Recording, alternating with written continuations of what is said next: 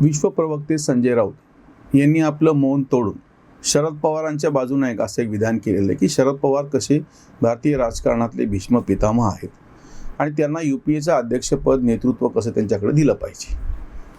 संजय राऊत यांना लहानपणी त्यांच्या आजीनं महाभारताची नेमकी गोष्ट काय सांगितली माहिती नाही किंवा आजीनं बरोबर सांगितली ह्यांनी काय ऐकलं माहिती नाही. तुम्हाला जर भीष्म पितामहांची उपमा शरद पवारांना द्यायची असेल तर ते मुळात लढले कोणाकडून होते? भीष्म पितामह हे कौरवांकडून लढले होते. मग आता संजय राऊतांना असं म्हणायचं आहे का की आता शरद पवार ज्या UPAमध्ये आहेत म्हणजे ते कौरवांकडून लढत आहेत? दुसरी गोष्ट म्हणजे एकूण महाभारताच्या 10 दिवसाच्या युद्धामध्ये कौरवांकडून जे एकूण 5 सेनापती झाले त्याच्यातले पहिले 10 दिवस भीष्म होते. नंतरचे 4 दिवस हे स्वतः आचार्य द्रोण होते. द्रोणांच्या नंतर कर्ण होता. कर्णाच्या नंतर शल्य होता आणि सगळ्यात शेवटी एका रात्रीपुरतं युद्ध संपल्यानंतर का असेना पण अश्वत्थामा होता.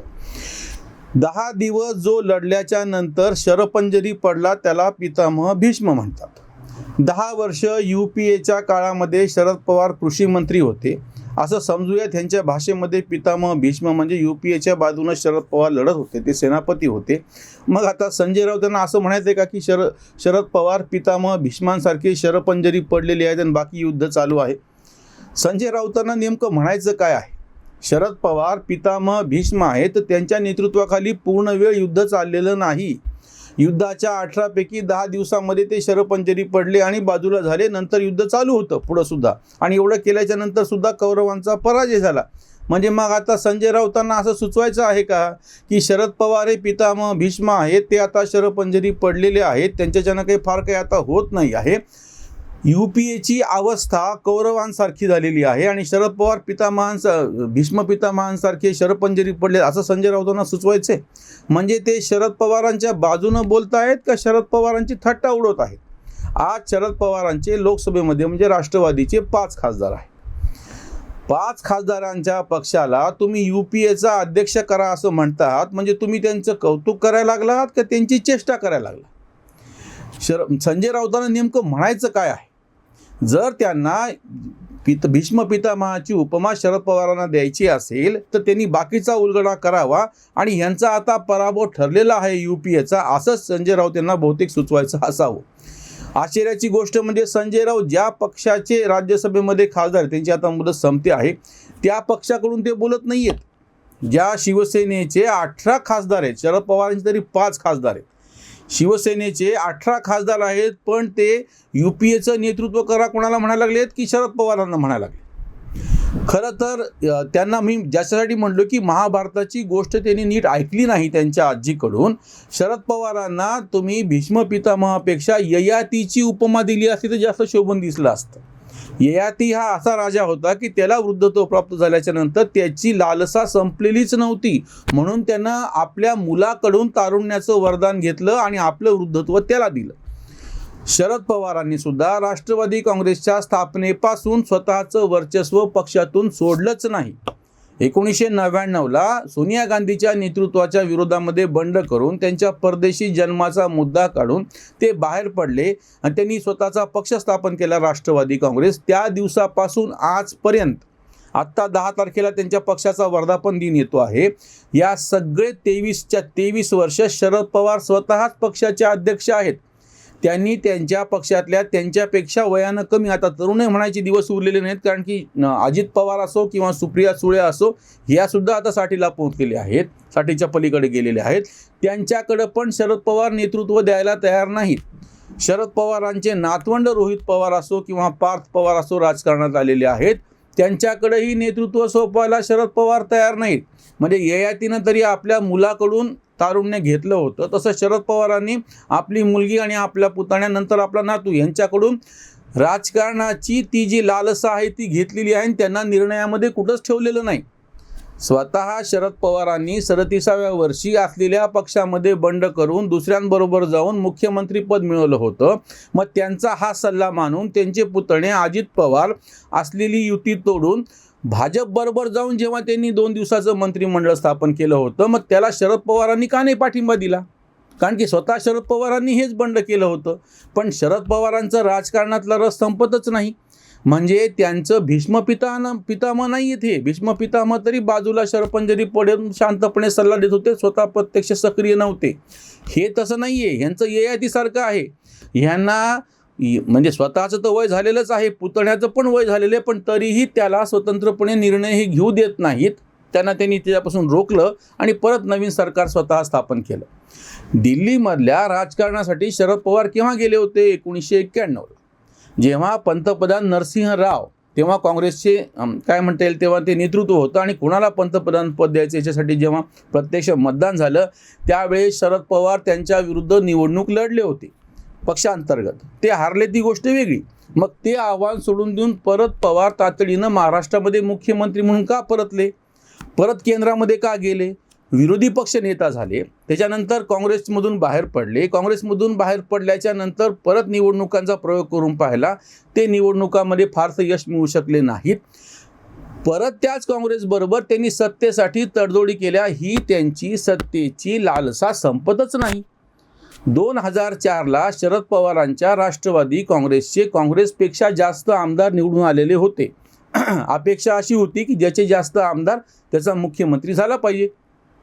पवारांनी आपल्या पक्षाला मुख्यमंत्री पद मागून घेतलं नाही. काँग्रेसनी मुख्यमंत्री पद सोडलंच नाही, पवारांनी जास्तीचे मंत्रालय मागून घेतले, पण मुख्यमंत्री पद सोडलं नाही. म्हणजे परत तो मुद्दा आला, पवारांना स्वतःला पद पाहिजे आहे. स्वतःला मुख्यमंत्री तर व्हायचं होतं, ते झाले. नंतर त्याच्यानंतर केंद्रामध्ये आता पंतप्रधान पद पाहिजे, पण आपल्या कुठल्याच कार्यकर्त्यासाठी पवारांनी आपली प्रतिष्ठा पणाला लावून त्याला मुख्यमंत्री केलं नाही. बाळासाहेब ठाकरे तरी असं म्हणू शकतात, मनोहर जोशी असो किंवा नंतर नारायण राणे असो, दोघा शिवसैनिकांना त्यांनी मुख्यमंत्री केलं. पण पवारांनी स्वतःच्या कुठल्याही कार्यकर्त्याला मुख्यमंत्रीपदी बसवलं नाही. पवारांनी स्वतःच्या कुठल्याही कार्यकर्त्याला, स्वतःच्या मुलीला, स्वतःच्या पुतण्याला आणि नातवंडांना कोणालाही प्रत्यक्ष राजकारणामध्ये महत्त्वाची भूमिका किंवा पक्षाचं अध्यक्षपद स्वतः सोडून कोणाला दिलं नाही. ही जी ययातीची भूमिका आहे की सगळं मलाच पाहिजे, पुढची पिढी तरुण झाल्याच्या नंतर त्यांच्या हातामध्ये सगळं काही सोपवावं आणि आपण वानप्रस्थ घ्यावा, नंतर पुढचा टप्पा संन्यास घ्यावा, हे पवार मानायला तयार नाहीत. भीष्म पितामहांनी प्रतिज्ञा अशी केली होती की मी स्वतः प्रत्यक्ष म्हणजे राजसिंहासनावरती बसणार नाही. पवारांची प्रतिज्ञा उलटी आहे, मी राजसिंहासन सोडणारच नाही किंवा राजसिंहासनावरचं माझं नियंत्रण सोडणारच नाही. फक्त 5 वर्ष महाराष्ट्रामध्ये पवारांना न मानणाऱ्या पक्षांचं सरकार होतं. 2014 ते 2019 तितक्या काळामध्ये पवार अस्वस्थ झाले आणि 2019ला वाटेल त्या तडजोडी करून परत एकदा जुळवाजुळवी करून त्यांच्यामधून शिवसेनेला फोडून सत्ता प्राप्त करून घेतली. गृहमंत्रालय स्वतःच्या पक्षाकडे घेतलं, कारण की ह्या सत्तेशिवाय ते स्वतः आणि त्यांचा पक्ष जगूच शकत नाहीत, हे त्यांनी सिद्ध केलं. मग तुम्ही जेव्हा त्यांना भीष्म पितामहाची प्रतिज्ञा उपमा देत आहात, तेव्हा हे लक्षात घ्या, भीष्मांची ही भूमिका नव्हती. ही ययातीची भूमिका होती की सगळं काही मलाच पाहिजे, अगदी माझ्या पुढच्या पिढीला पण मी काहीही द्यायला तयार नाही. शरद पवार स्वतःच्या पक्षाच्या तरुण खासदारांना असं सांगतात की विश्वास ठेवा, मी महाराष्ट्र भाजपच्या हाती जाऊ देणार नाही. हे असं खोटं बोलतात, कारण की ह्यांनी स्वतःच याच भाजपला बाहेरून पाठिंबा देऊन त्यांचं सरकार आणलेलं होतं. युतीचं सरकार आलं तेव्हाही ज्या अपक्ष आमदारांनी 1995ला भाजप सेना युतीच्या सरकारला पाठिंबा दिला, तेही पवारांचेच पाठीराखे होते. आणि तेच पवार आपल्या पक्षाच्या तरुण आमदारांना असं सांगतात, काळजी करू नका, मी महाराष्ट्र भाजपाच्या हाती, म्हणजे त्यांच्या भाषेमध्ये चड्डीवाल्यांच्या हाती जाऊ देणार नाही, कारण की माझी सत्ता लालसा अजून संपलेली नाही. मी अजून सत्ताही सोडणार नाही, सत्तेवरचं नियंत्रण पण सोडणार नाही. आणि जो पुढचा संदेश आहे, संजय राऊतांना कदाचित ते सांगायचं असावं. शरद पवार आपल्या तरुण कार्यकर्त्यांना सांगू इच्छित आहेत की तुम्ही काय फार मोठं पुढे जाऊ नका, तुमच्या हातामध्ये मी पक्षाची सूत्र देणारच नाही. शरद पवारांच्या नंतर दुसरी पिढी, त्याच्यानंतर तिसरी पिढी, आता म्हणजे जवळपास चौथी पिढी यायला लागली आहे राजकारणामध्ये. प्रत्यक्ष RR पाटलांचा मुलगा राजकारणामध्ये येतो आहे. हे सगळं पाहत असताना पवारांचे स्वतःचे नातवंड राजकारणामध्ये येत आहेत, तरीही पवार सत्तेवरचं नियंत्रण सोडायला तयार नाही. नेमकं भीष्म पितामहांच्या उलटी यांची अवस्था आहे आणि संजय राऊत मात्र त्यांना उपमा भीष्म पितामहांची देत आहेत. आणि दुसरं काय सांगतायत की त्या UPAचं अध्यक्षपद की ज्या UPAमध्ये ह्यांच्या खासदारांची संख्या फक्त 5 आहे, त्याच्यावरची उसंतवाणी. संजय उवाच तोडूनी मौनाला, अध्यक्ष काकाला करा म्हणे. काँग्रेसची आहे पडकी हवेली, काका विना वाली कोण आता. UPA वरात संजय बेगाना, नाचतो दिवाना कुणासाठी. भीष्म नव्हे यासी ययातीच म्हणा, सत्तेची वासना संपेची ना. राष्ट्रवादी पक्ष 5 खासदार, अध्यक्षाचा हार गळा कैसा. आयत्या पिठात काढणे रांगोळी, काकांचीही खेळी जुनी असे. बोलता संजय आनंदले सर्व, विनोदाचे पर्व कांत म्हणे, विनोदाचे पर्व कांत म्हणे. संजय राऊत यांनी आपलं मौन तोडलं, फार बरं झालं. कारण की ते जे विनोदी वक्तव्य करतात ते वारंवार माध्यमांना भेटतात, आमच्यासारख्यांना पण व्हिडिओ करायला भेटतात. आणि त्या शिवसेनेचे ते प्रवक्ते आहेत की जी शिवसेना अजूनही अधिकृतरित्या UPAचा घटकच नाही. म्हणजे त्याचा जे घटक नाहीत, जे त्यांच्या बरोबरच्या त्या आघाडीमध्ये नाहीत, ते सांगतात की त्या आघाडीचा अध्यक्ष कोण असावा. आणि ते त्या शरद पवारांचं नाव घेतलं की ज्या शरद पवारांनी आपला स्वतंत्र कधीही कुठला पक्ष केला नाही, असलेला पक्ष फोडणे, असलेल्या संस्था ताब्यामध्ये घेणे, असलेले कारखाने ताब्यामध्ये घेणे, असलेल्या पतपेढ्या ताब्यामध्ये घेणे, एवढंच काम केलेलं आहे स्वतःच्या जीवावरती. ज्यांना कधी महाराष्ट्रामधून 145 आमदार निवडून नाही आणता आले, अर्ध्यापेक्षा जास्त 2 आकडी खासदार निवडून नाही आणता आले, त्यांच्यासाठी हे ज्या UPAचा घटक नाहीत असे संजय राऊत, म्हणजे बेगाना शादी में अब्दुल्ला दिवाना म्हणतात तशातला प्रकार झाला. यांचा काहीच संबंध नाही. आणि हे म्हणत आहेत की शरद पवारांना UPAचा अध्यक्ष करा. हे म्हणत आहेत की शरद पवार म्हणजे पितामह भीष्म आहेत. संजय राऊत यांनी अशाच पद्धतीचे विनोदी वक्तव्य करत राहावं आणि आम्हा सर्वसामान्य श्रोत्यांना त्यांचं मनोरंजन करत राहावं. इथेच थांबूयात. धन्यवाद.